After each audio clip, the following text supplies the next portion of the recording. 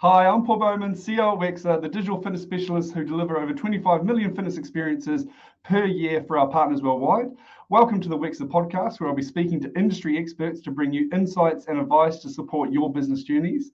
In today's episode, I'll be chatting with Mel Tempest, group fitness specialist, board director, speaker, advisor, and all-around industry expert. Mel, how are you?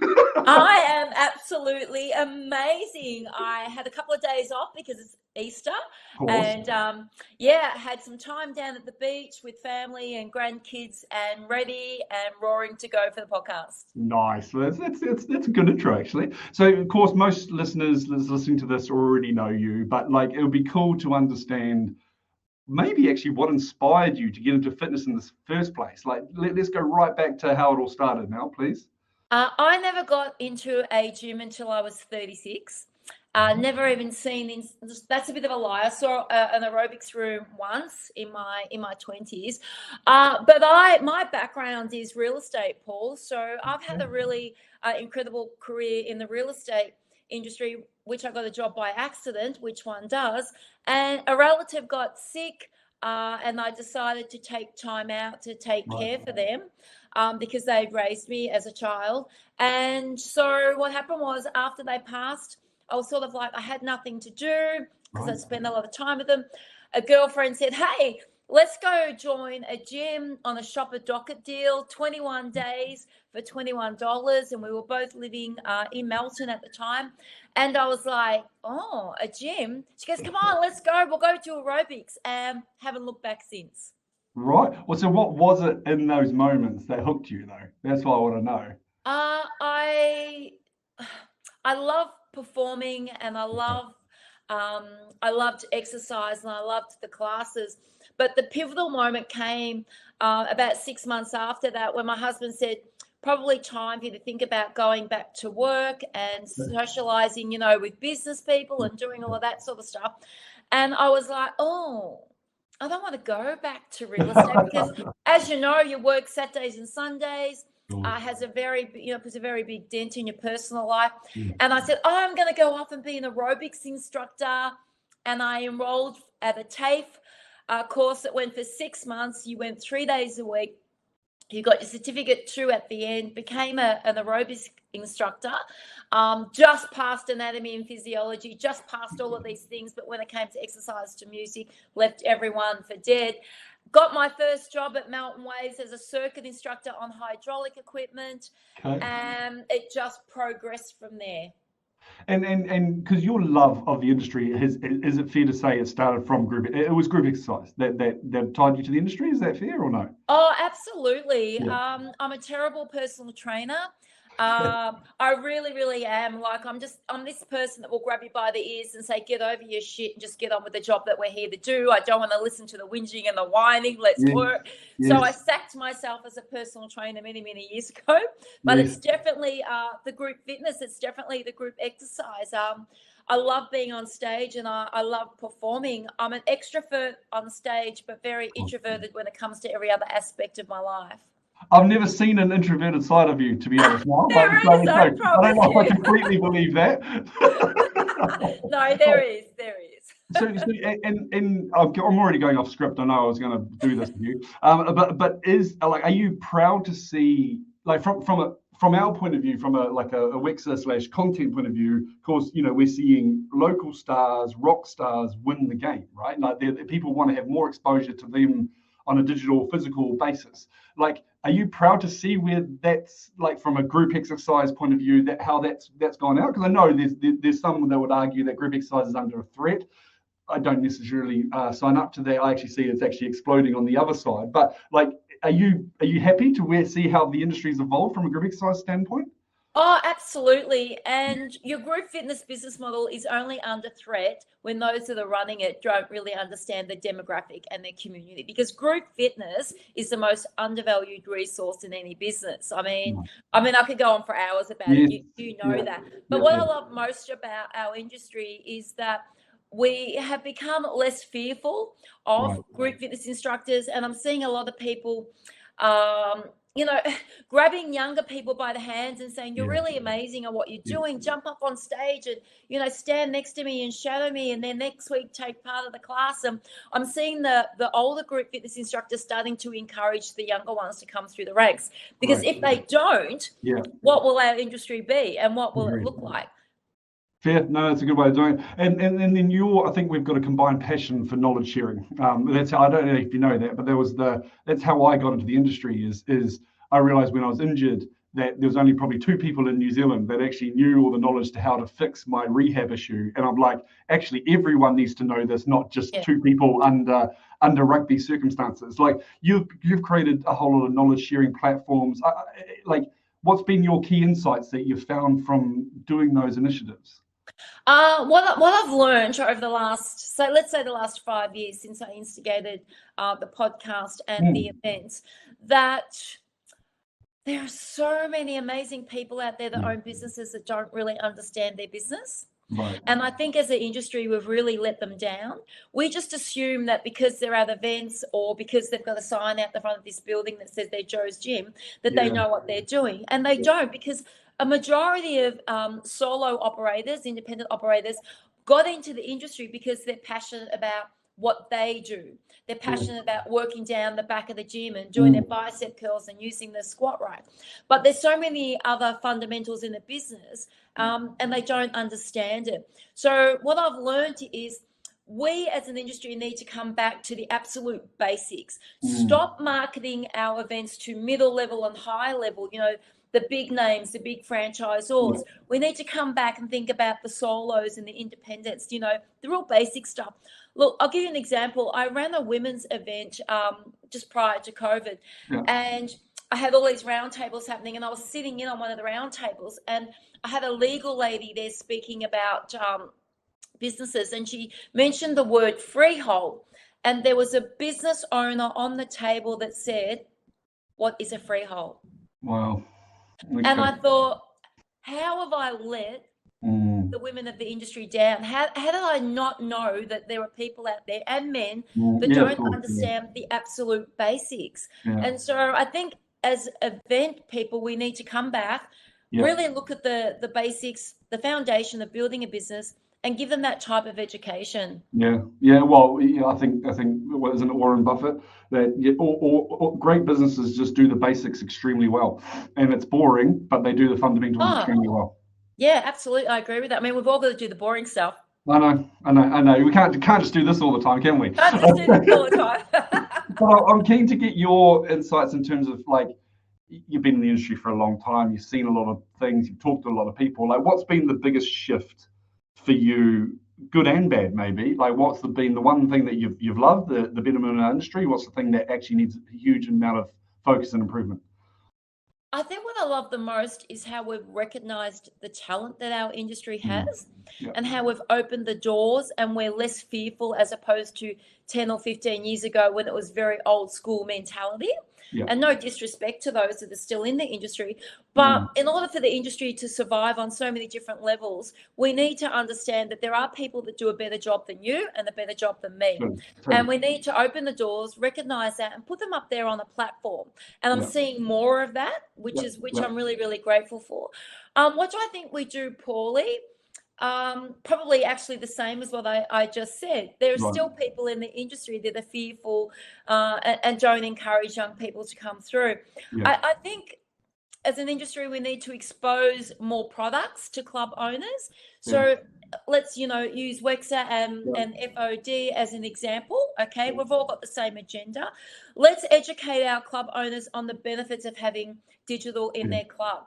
Let's educate our business owners on having different programming in our club. Let's teach them more about running their social media platforms. Let's help them with human resources and how to find great teams. We talk a lot about it, but are we actually doing it? Whose role is to solve that, Mel?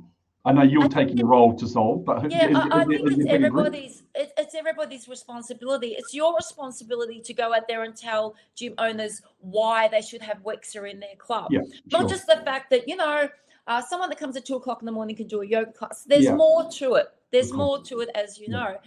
Human resources, at the moment, there are so many clubs struggling for staff. Yes. Okay, so let's teach them where to find staff. Do they realize that their best promoters in the club are their members? Yes. So, maybe go to some RTOs and say, are you interested in sponsoring people to become personal trainers and group fitness instructors? Because that's great for their brand also. So there's so many things that we're not doing well. And when we go to events, and you and I are both guilty of this, there's this big excitement build in the weeks that come, and you're like, I'm going to see you, Paul. I'll catch up with you, Brian, and I'll see you, Owen. And we don't. We don't do it. No, we get lost in the moment of the excitement and the drinks and the new products that are out there. Especially you, because you're so popular. You can't, No. And we get lost, on the trade floor show because we're trying to find new stuff for our club. And then how many of us get back on the plane and go, oh, I didn't do this and I didn't do that, and I wanted to learn more about that. So as an industry, we just probably need to share the love a little bit more and not be afraid to pass on those resources and that education, even to our competitors, because you're good at some things and I'm bad at it, and we can work together and collaborate. And I think, again, we're connected in this regard. If we all grow, if we all stay in our lanes and we focus on what we do and create great products for you guys, for what the gym is, for us, for how we supply you, and we will all grow the pie, because what we do is amazing jobs, but sometimes we don't probably communicate that well enough, or don't actually explain the benefits enough. I think it's really well said. Like, how do you see technology changing the industry moving forward? Like, if we put like a timeline of the next 5 years. Look, changing the industry, it's already changed the industry. That's the reality of it. I mean, COVID, everyone says, don't talk about COVID, it's over. Well, sorry. COVID changed our industry, and there's a lot of people out there still feeling, the financial crisis of that. We need to respect that. We still need to talk about it, because that helps other people talk about the issues that we can be helping them with. But, technology, it's amazing. I mean, let's look at software that we have on our front desk. I personally, and this is going off track a little bit, I'm waiting for someone to create a piece of software for me where I can flip my laptop up. It says March the 1st, 2024. This is where your business sits, and this is where it's at March the 1st, 2023 and 2022. I've got those comparisons. This is how many members you had. This is how many you've cancelled. This is why they're cancelling. This is your red alert. This is what's gone through your till today. But I want to see it all there in front of me. Technology in terms of digital and what Wexer is doing, there's so much more that Wexer can be doing as a product that's going to help us as club owners, that therefore helps our members. So I'd love to see those types of products grow. You look at products like eGym, you look at what they're doing now, Evolve, look at MyZone. MyZone's now open, and I don't get a kickback from any of those companies. I just want everyone to know that these companies are growing. In order to change the industry, we need to be going out there and educating our business owners, because without educating them, we can't grow the technology. It's going to be a definite big change in our industry. I see clubs like mine, we're 1,500 square meters. I want my club to become an express club over the next 5 years, where the reception desk is down to 4 or 5 hours a day. People can swipe their FPOS card on the front door and then come into the club. I'm deriving an income that way. They can come in and they can, join up through. So at the moment, we sell casual visits and personal training through a vending machine. Let's do that through touch screen that faces the street of the business. Let's do it that way. Again, I can go on for ages. I know. Well, maybe a question in that is how do you see personalization? The need for personalization affecting the fitness journey as well. Yeah, I mean, everybody wants to be loved, and that's where personalization comes in. Everybody wants to be loved. Just be loved. Yeah. Everybody wants to be loved, everybody wants to be liked. And the only way that you can do that is on a one-to-one. We can do it in a group setting like group fitness, but it doesn't have the same connection like you and I have right now. So I think, absolutely. And there's some amazing tools, as you know, that are starting to come out in the industry that are going to give club owners the ability to create that one-on-one. apps are a great way to do it. Yeah. We need, as much as I hate having all those icons on my phone, Yeah, I know. geez, I love it, Paul. When I open up my phone, there's a little notification there. I mean, even now you get a reminder from your electricity supplier. Your electricity bill is due next week. We love it. It's personalized. So I think that absolutely that's going to play a really big role in the movement of our industry. Nice. Well put. And I guess I've always wanted to ask this because you've got the two hats. You've got your consultancy hat and you've got your gym owner hat. Is there, other than the education piece, which is I think you're spot on, like what insights do you get by playing both sides? I guess because I've always challenged myself because I came from an operator first and then came as a supplier. So I always challenge myself to look through the lens of the operator as much as you can to create better products. But like, is it you actually live and breathe it? You don't have to just use the lens. So what's the insights that you get from being on both sides? It's interesting because I'm dealing with my own team every day. Dealing with my members every day, and I'm running a business. I use the insights that I see from that to help others. Not saying that I have the answer for everything, but I feel that, and not being disrespectful again to other consultants in the industry, if you're not working and practicing it every day, I struggle with how they can advise people. Some people have been out of the haven't been club owners 5, 10, 15, 20 years. Let's face it, our teams have changed. Their work ethic has changed. Group fitness instructors, personal trainers, when they want to work now has changed. And again, it's all due to COVID. So I get the pain that's created from that aspect of your business. And I feel that I can sit down and have a one-on-one conversation with the club owner, and he can be honest and say, this is what's happening in my club with the team at the moment.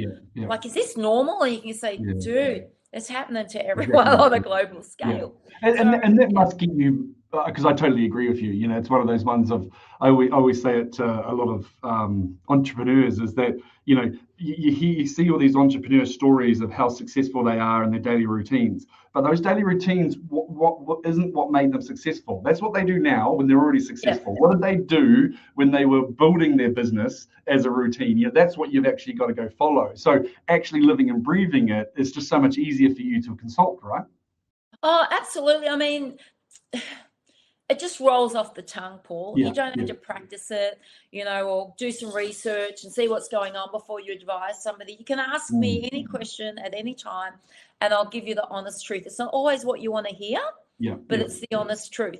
And I take feedback as well. I sometimes go out and go, I don't understand this, what's going on here. And again, I'll have someone say, hey, it's happening to me. But you'll always get an honest opinion. You won't always, as I said, like what I say. But my objective is for other people to have successful businesses like I have, to create opportunity for others. And by talking to other club owners and suppliers, because I believe suppliers need to listen to gym owners more, it's creating an opportunity of success.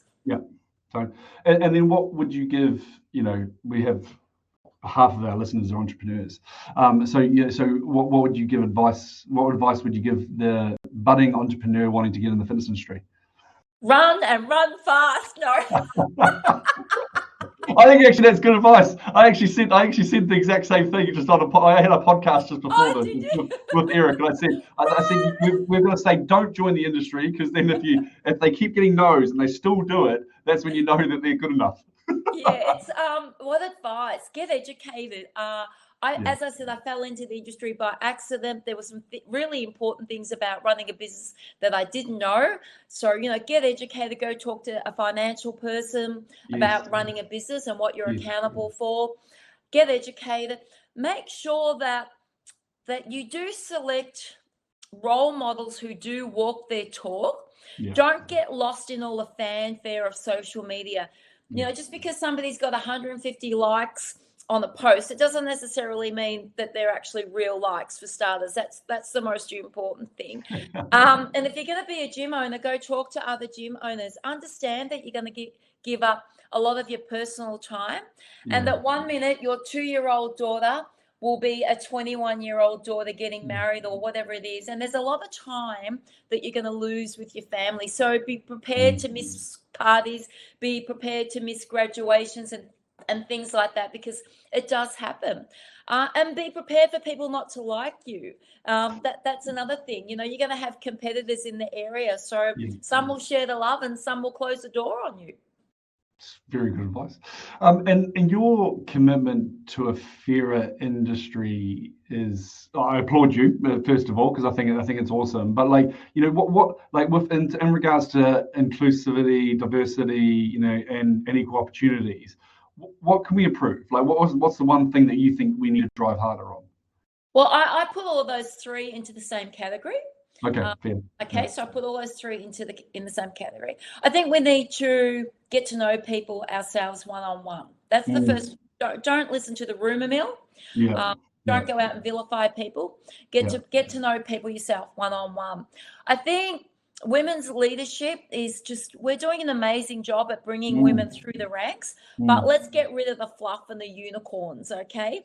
Because you know, it's not all I love you, all of this sort of stuff. Let's start empowering our women and our men with better resources and education, so that they can make a difference. In my club, again, I use it as an example, Paul. All shapes and sizes. Size 8, size 18. These people are teaching classes. You know, gender shouldn't even be an issue. Sexual orientation shouldn't even be a discussion. We should be employing people and encouraging our community, all of these guys, to come into our clubs through our marketing. We have a very high transgender community in our club. We have a high gay community in our club. Why? Because we go out into the community and we say, the doors are open for everybody. We don't care about your sexual orientation. I'm not interested in it. So we run health and fitness studios so that people can be healthy and fit. End of story. Same goes for our industry. Good. There are people out there that we can learn from. There are people out there that do an amazing job. Stop putting the barriers up. Let them in. Let them do their job and learn from them. Yes. Yeah. No. Okay. Cool. And then kind of flipping to your events side and the conference side. I guess what does the year look like to 2024? What's the big agenda points that you're bringing up as a part of those conferences and stuff? So I'm hosting the Healthy Aging Summit in Brisbane in May, and it's really great to see this topic eventuating into an event. So, you know, boomers, hey everyone, they got plenty of money to spend. We need to be thinking about them and not treating them like they're in a wheelchair and on a walking frame. You need to be marketing to them. I mean, I'll be 60 next year, and I'm yet to see anybody do a really good job at encouraging me as a consumer to come into their fitness venue. So wake up, everyone. They're there and they've got money to spend. At our Ignite event in August, we're again tapping into sales, retention. Mystery shopping is a really great product at the moment. Definitely go out and get your club's mystery shop. And of course, we're running our Women's Health Summit, which is on menopause, postpartum, all of those things that happen in a woman's life cycle. And we need to be more open in the discussion in terms of women and their journey through life. Because the other thing, Paul, it's not just a women's thing; it's a men's thing. There's husbands. There's brothers, there's male employers. You guys need to know how it works. So, if you want to stay on the Christmas card list of some of the women in your life, I strongly suggest you learn a little bit more about menopause. I feel since moving back from London to New Zealand, I feel like Australia and New Zealand are kind of leading this in regards to active aging. Yeah, is that fair? Oh, absolutely. I mean, Tracy Minnock in New Zealand does an incredible job with the menopause community. And in terms of active aging, you know, you've got people like Ken Baldwin, Lorraine Dunn. There's just so many doing an amazing job. But we're all part of that community because we are all aging. We don't want to admit it, but we're all aging. So we need to be look at what is our role within the fitness industry that's going to encourage more conversation around those two subjects. And you know what, Paul? men go through their cycle of menopause too. True. So yeah. And we need to have more discussion about men, their health and their mental health, because they play a pivotal role in society, and we can't forget them either. Yeah, I actually listened to that podcast from Andrew Huberman talking about as men's testosterone drops, all the different effects, but it's not well documented. It's not well, because it's not as dramatic as what happens in the female body, but it is still dramatic, like in terms of, but we don't know anything about it. Yeah, well, it is dramatic. I wouldn't say I wouldn't say that women here, men here. I would say we're on equal par, because it affects us all differently. You know, the joke years ago, as you know, was, when men go through the change of life, they go out and buy a red sports car. Yeah, I was going to say that. You know, like, let's face it, how many males do we know that have got more than 3 or 4 cars in their garage? You know, and women would go on their own journey. But I think, you know, let's just accept that we're all getting older. Converse about it, educate each other, and just learn. Yeah, but like you said, the thing is essentially just raise the standards, raise the knowledge, raise the standards, right? Like across the board on nearly everything, and that will better our industry. Like, and I think we need to raise the standards in our industry in terms of other areas too. I mean, I'm all for you know, making our industry regulated, because I think that in return will make running a business a lot more easier.